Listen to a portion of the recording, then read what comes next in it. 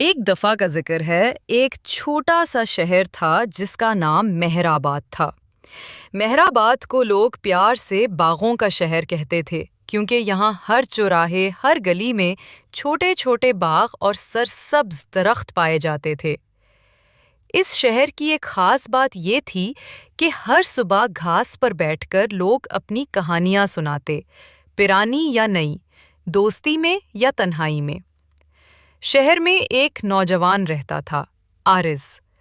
आरिज़ का चेहरा हमेशा मुस्कुराता रहता, लेकिन उसके अंदर एक गहरी ख्वाहिश थी। वो दुनिया देखना चाहता था। उसकी सबसे करीबी दोस्त लैला थी, होशियार, ज़हीन और अक्सर आरिज़ को रोकती जब वो कोई पागल सा ख्वाब देखता। लैला को किताबें पसंद थीं। वो कहती, दुनिया पढ़ना ज़रूरी है, फिर समझ आता है कहाँ चलना है। आरिज़ जवाब देता, मगर कुछ चीज़ें हम सिर्फ छू कर सीखते हैं, किताबें बस रास्ता दिखाती हैं। एक दिन बाजार में एक बूढ़ी औरत नजर आई, सर पर सफ़ेद चुन्नी, आंखों में मिठास और हाथों में एक पुराना संदूक। संदूक पर लिखा हुआ था, अगर तुम्हारा दिल सच्चा हो तो इस संदूक का राज तुम्हारा हो जाएगा। लोग रुक कर देखने लगे। आरिज़ का दिल जोर से धड़का। उसने कुछ पैसे जमा किए हुए थे। लैला ने कहा, यह सब धोखा भी हो सकता है, मगर आरिज़ ने संदूक खरीद लिया, इस उम्मीद पर कि ये उसके सफ़र का रास्ता आसान करेगा। घर आकर आरिज़ ने संदूक खोला। अंदर सिर्फ एक पुराना नक्शा और एक छोटी सी लकड़ी की मूर्ति थी। नक्शे पर एक दूर दराज पहाड़ और एक नदी दिखाई गई थी, और ऊपर लिखा था, वो जगह जहां खामोशी से बात लिखी जाए। आरिज़ की आंखों में चमक आ गई। उसने कहा, ये तो सफ़र का निशान है। लैली ने नक्शा देखा और छुप के मुस्कुराई। अगर ये तुम्हें दुनिया तक ले जाए तो मैं भी साथ चलूं। दोनों ने इरादा कर लिया। अगली सुबह वो निकल पड़े। रास्ते में उन्होंने छोटे गांव, जंगल और हसीन वादियां देखीं। हर जगह लोगों से मिले, कहानियां सुनी और अपनी कहानियां सुनाए। आरिज़ को हर मुलाकात से कुछ नया मिला, कभी हिम्मत, कभी हंसी, कभी गम। लैली ने हर बात को किताब की तरह नोट किया।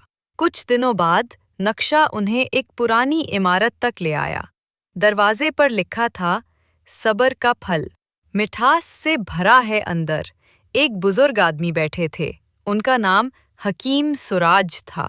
हकीम ने कहा, जो ये नक्शा लेकर आता है, इसे एक सवाल का जवाब देना होता है। अगर जवाब सच्चा हो तो रास्ता खुलता है।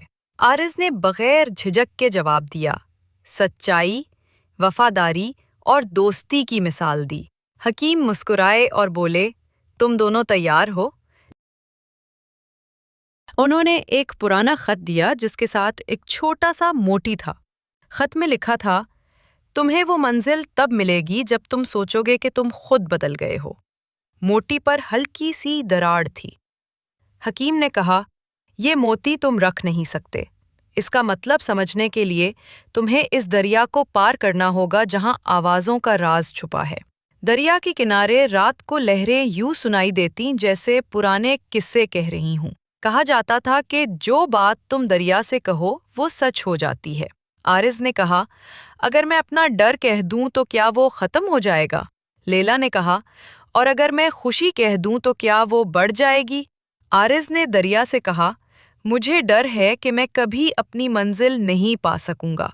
दरिया ने जवाब दिया, मंजिल उनको मिलती है जो सफ़र में अपना वजूद पहचानते हैं। लैला ने कहा, मुझे डर है कि मेरी ज़िंदगी सिर्फ किताबों में ना गुजर जाए। दरिया बोला, इल्म तुम्हें रोशन करता है, मगर हिम्मत तुम्हें चलना सिखाती है। सुबह हुई तो मोती की दरार ख़त्म हो चुकी थी और वो पहले से ज़्यादा चमक रहा था। दोनों ने जान लिया कि असल तब्दीली उनके अंदर आ चुकी है। आखिरकार नक्शा उन्हें एक पुराने दरख्त तक ले गया। वहाँ कोई खजाना नहीं था, बस एक घड़ा और एक चिट्ठी थी। चिट्ठी में लिखा था, असल खजाना तुम्हारी दोस्ती, तुम्हारा सच और तुम्हारी हिम्मत है।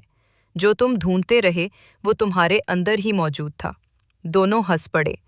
वो वापस मेहराबाद लौट गए, मगर वो वही लोग नहीं थे। انہوں نے بچوں کو کہانیاں سنانی شروع کی اور سب کو یہ سبق دیا کہ سفر صرف منزل پانے کے لیے نہیں بلکہ خود کو پہچاننے کے لیے بھی ہوتا ہے۔ کچھ برسوں بعد وہی بوڑھی عورت دوبارہ بازار میں آئی۔ عارض نے پوچھا، آپ نے وہ صندوق کیوں بیچا تھا؟ عورت نے کہا، لوگوں کو چاہیے تھا کہ وہ اپنے دل کی سچائی دیکھیں۔ نقشہ صرف راستہ دکھاتا ہے، اصل سفر وہ خود طے کرتے ہیں۔ سبق منزل سے زیادہ اہم سفر ہے۔ جو خزانہ ہم ڈھونڈتے ہیں وہ اکثر ہمارے اندر ہی چھپا ہوتا ہے۔ سچائی، دوستی اور ہمت ہی اصل دولت ہیں۔